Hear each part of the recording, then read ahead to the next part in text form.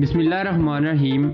अस्सलाम वालेकुम नाज़रीन। इस किस्त के आगाज़ में हलीमा सुल्तान का लीने बनाने वाली जगह इस्लिहान को बड़ी हैरानगी से देख रही होती है। फिर इस्लिहान उसके पास आकर उसका बाजू पकड़कर कहती है, खैर तो है हलीमा सुल्तान, काफी वक्त से तुम मुझे अजीब अंदाज से देख रही हो। हलीमा उससे अपना हाथ छुड़वा लेती है। फिर इस्लिहान कहती है, अगर मुझसे कुछ गलत हुआ है तो बताओ, मैं तुमसे माजरत भी करूंगी। हलीमा सुल्तान कहती है कि माफी उसको मिलती है जो उसके काबिल हो, एक औरत में हया होनी चाहिए, तुम्हारे लिए बेहतर होगा अगर तुम अपने काम से काम रखो। तो इस्लिहान एक बार फिर गुस्से से उसका हाथ पकड़ लेती है और उसे कहती है, तुमने मुझे बेहया और धोखेबाज कहा है। हलीमा कहती है, मैं यही चाहती हूँ कि तुम मुझसे और मेरे शोहर से दूर रहो। मैं तुम्हारे बाबा की नीयत जान गई हूँ और यह भी कि तुम जैसी औरत से अच्छे की उम्मीद नहीं करनी चाहिए। इस्लिहान कहती है, क्या मतलब है तुम्हारा? हलीमा कहती है, तुम एक गलीज औरत हो और जो कुछ तुमने हमारे कबीले में आकर किया है वो सब जानती हूँ मैं। ये सुनकर इस्लिहान सख्त गुस्से में आकर हलीमा पर हाथ उठाने की कोशिश करती है। फिर हलीमा उसके हाथ को रोक कर अपना हंजर इस्लिहान की गर्दन पर रख कर कहती है, अगर दोबारा मुझ पर हाथ उठाने का सोचा भी तो मैं तुम्हारा गला काट दूंगी। अपनी हद में रहोगी तो अच्छा होगा तुम्हारे लिए। इतने में बानो जीजे कहती है, हलीमा सुल्तान बहुत हो गया,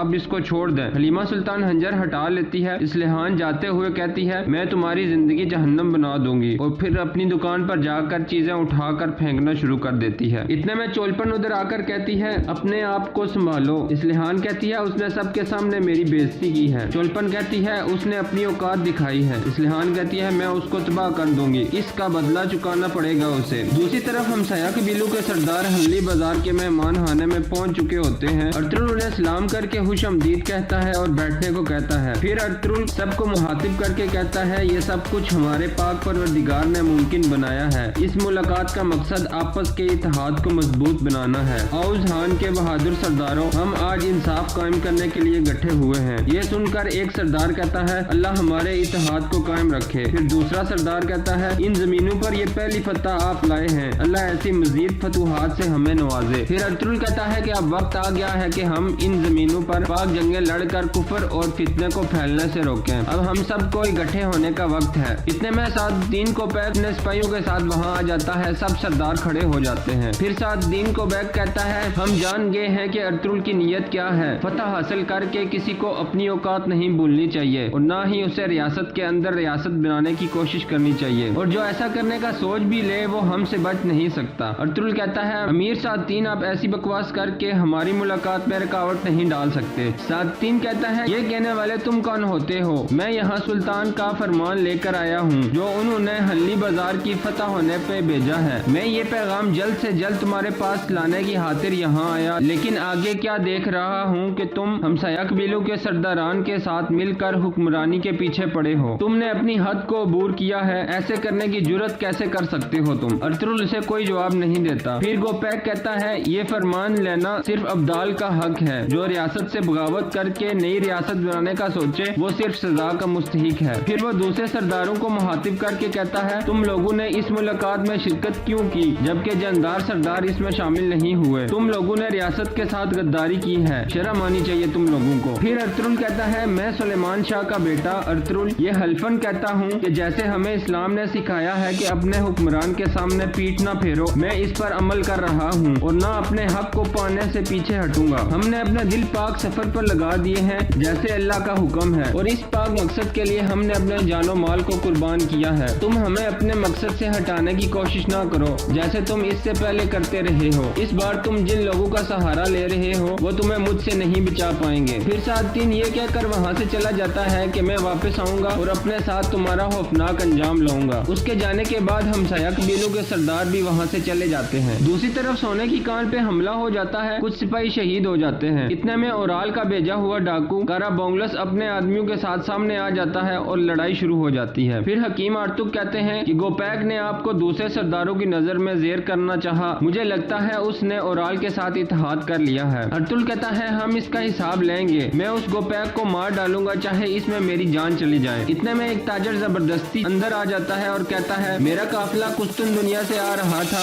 डाकुओं ने हम पर हमला कर दिया है। आप अपने किए हुए वादे के मुताबिक उन्हें रोकें, अपना वादा पूरा करें और मेरी परेशानी दूर करें। अर्तुगरुल कहता है, डाकुओं को उनके अंजाम पर पहुंचाकर तुम्हारा नुकसान मैं पूरा करूंगा। फिर ताजर वहाँ से चला जाता है और अर्तुगरुल तुर्गुत को कहता है, उन डाकुओं को तलाश करो और उनके सरदार को जिंदा यहाँ लेकर आओ। और फिर बुलंद आवाज में कहता है कि ना वो कमीना को पैक और ना ओराल बल्कि ना ही सरदार जानदार मुझे मेरे मकसद से हटा सकते हैं। दूसरी तरफ जानदार ये सुनकर खुश होता है कि साउद्दीन को पैक ने सब सरदारों के सामने अर्तुगरुल की बेइज्जती की है और कहता है, अभी तो शुरुआत है, आगे देखो तुम्हारे साथ करता क्या हूँ मैं। अर्तुगरुल, तुम्हें मैं कामयाब नहीं होने दूंगा। फिर अर्तुगरुल अब्दुर्रहमान को कहता है, सिपाहियों को तैयार करो, हाजत तोरियन हमारा इंतजार कर रहा होगा। फिर अर्तुगरुल हकीम आतुक को सुल्तान के जासूस के साथ मुलाकात के बारे में बताता है। इतने में हलीमा वहाँ आ जाती है। अर्तुगरुल उसे एक तरफ ले जाता है और पूछता है, तुमने इस लिहान खातून से लड़ाई की है, क्या ये सच है हलीमा सुल्तान? हलीमा जवाब देती है कि वो इसी सलूक की मुस्तहिक थी। फिर अर्तुगरुल गुस्से में कहता है, क्या तुम भूल गई हो कि तुम एक सरदार की बीवी हो, कबीले की भलाई सबसे पहले आती है। हलीमा कहती है, मैं जानती हूँ सरदार। अर्तुगरुल कहता है, फिर उसी के मुताबिक रहो आप। हलीमा सुल्तान कहती है, क्या आपने कबीले के मुस्तकबिल के बारे में कोई फैसला किया है? अर्तुगरुल कहता है, तुम्हारी इतला के लिए मैंने सरदार जानदार की पेशकश को रद्द कर दिया है। हलीमा खुश हो जाती है और फिर अर्तुगरुल कहता है, तुम्हें एक सरदार की बीवी की हैसियत को बरकरार रखना चाहिए। मैं चाहे जो भी फैसला करूं, रवायात के मुताबिक तुम मेरे पीछे खड़ी होने की पाबंद हो। ये कहकर अर्तुगरुल वहाँ से चला जाता है। दूसरी तरफ सोने की कान पर लड़ाई जारी होती है। हाजत तोरियन एक जगह छुप जाता है और डाकू कारा बोंगलस उसे कहता है, बूढ़े आदमी, तुम मुझसे छुप नहीं सकते, मैं तुम्हारे बहुत करीब हूँ, सामने आ जाओ। ये सुनकर उस्ताद हाजत तोरियन एक तरफ भागने लगता है और डाकू उसे देख लेता है। फिर समसा उनकी तरफ मुतवज्जो होता है तो एक आदमी उसे जख्मी करके गिरा देता है और उसको मारने ही वाला होता है तो गुनकुत एक खंजर फेंक कर उसे मार देता है और समसा को बचा लेता है। फिर कारा बोंगलस के सारे आदमी मारे जाते हैं और गुनकुत समसा के पास जाता है। उसी दौरान बतूहान भी छुप कर ये सारा मंजर देख कर मुस्कुराता है। दूसरी तरफ अर्तुगरुल अपने सिपाही लेकर हाजत तोरियन की तरफ आ रहा होता है, जबकि इसी दौरान हाजत तोरियन डाकू से छुपकर भाग रहा होता है और वो डाकू भी उसके पीछे आ रहा होता है। फिर एक जगह पहुंचकर हाजत तोरियन गिर जाता है और डाकू उसे पकड़ लेता है और उसे कहता है, तुम सोना निकालने के माहिर हो और मैं शिकार करने का, और देखो आज तुम मेरा शिकार बन गए हो। इतने में अर्तुगरुल सोने की कान पर पहुंचकर अपने सिपाहियों की ये हालत देखकर परेशान हो जाता है। गुनकुत कहता है कि डाकू ने हमला किया है सरदार। समसा कहता है, उस्ताद हाजत तोरियन को बचा ले। अर्तुगरुल खड़ा हो जाता है और दुआन और बमसी को कहता है, हाजत तोरियन मास्टर को तलाश करो,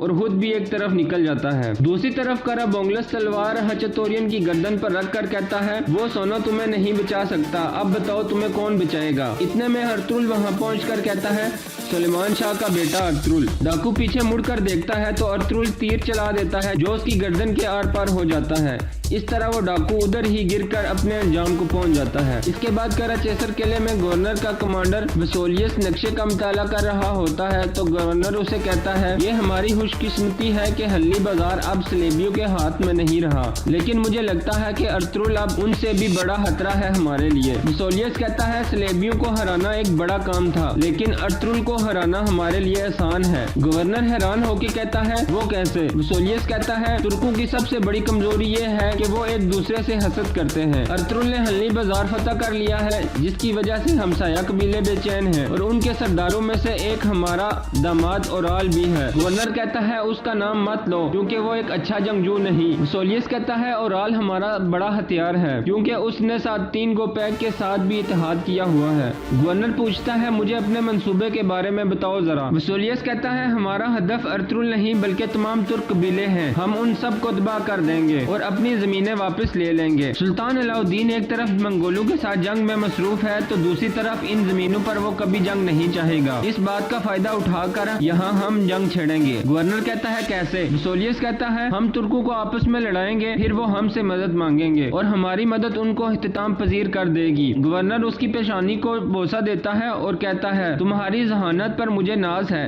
मैं बूढ़ा आदमी दुख में नहीं मरना चाहता, तुम इन तुर्कों को तबाह कर दो। दूसरी तरफ हकीम अर्तुग कहते हैं, क्या हमें सोने की कान पर काम को जारी रखना चाहिए? अर्तुगरुल जवाब देता है, नहीं, कुछ वक्त के लिए हमें काम रोकना होगा, क्योंकि दुश्मन बेचैन है और बाजार और सोने की कान को पाने की खातिर कुछ भी करेगा। फिर हकीम अर्तुग पूछते हैं, सरदार क्या आपको ओराल पर शक है? अर्तुगरुल कहता है, ये उसी का काम है, उसने हमारे सिपाहियों की जासूसी करके सोने की कान का पता लगवाया है। इतने में डाकू कारा बोंगलस की लाश को बाजार में लटका दिया जाता है और फिर तुर्गुत अल्प सबको मुहातिब करके कहता है, सब ये जान लो कि बाजार में इस्लाम की हुक्मरानी है और कारा बोंगलस के साथ जो हुआ ये उसी का हकदार था। यही वो आदमी है जिसने ताजरू के काफिले पर हमले किए और उनको लूटा था। सारे लोग सुनकर सुख का सांस लेते हैं। दूसरी तरफ अर्तुगरुल कहता है, अब तुर्क कबीलों की हुक्मरानी के साथ साथ कराचाइसर के गवर्नर के मसले को भी हल करना होगा। इतने में दुआन अंदर आता है। अर्तुगरुल उसे कहता है, तुम कराचाइसर में रहकर आए हो, तुम उनको अच्छी तरह जानते हो। हल्ली बाजार की फतह के बाद वो खामोश हो गए हैं। दुआन कहता है, ये एक अच्छी खबर नहीं है, मैं गवर्नर और उसके बद मिजाज कमांडर वसूलियस को अच्छी तरह जानता हूँ, उनकी खामोशी एक खतरनाक अलामत है। हकीम अर्तुग कहते हैं, इसका मतलब ये कि वो दान दिखाने से पहले कुछ मंसूबा बंदी बना रहे हैं। अर्तुगरुल कहता है, हमें उनके नकारा सड़े हुए दांतों को तोड़ कर निकालने की जरूरत है। जब तक हम कराचाइसर किले को फतह नहीं कर लेते, हम हर जरूरी एहतियाती तदाबीर अख्तियार करेंगे।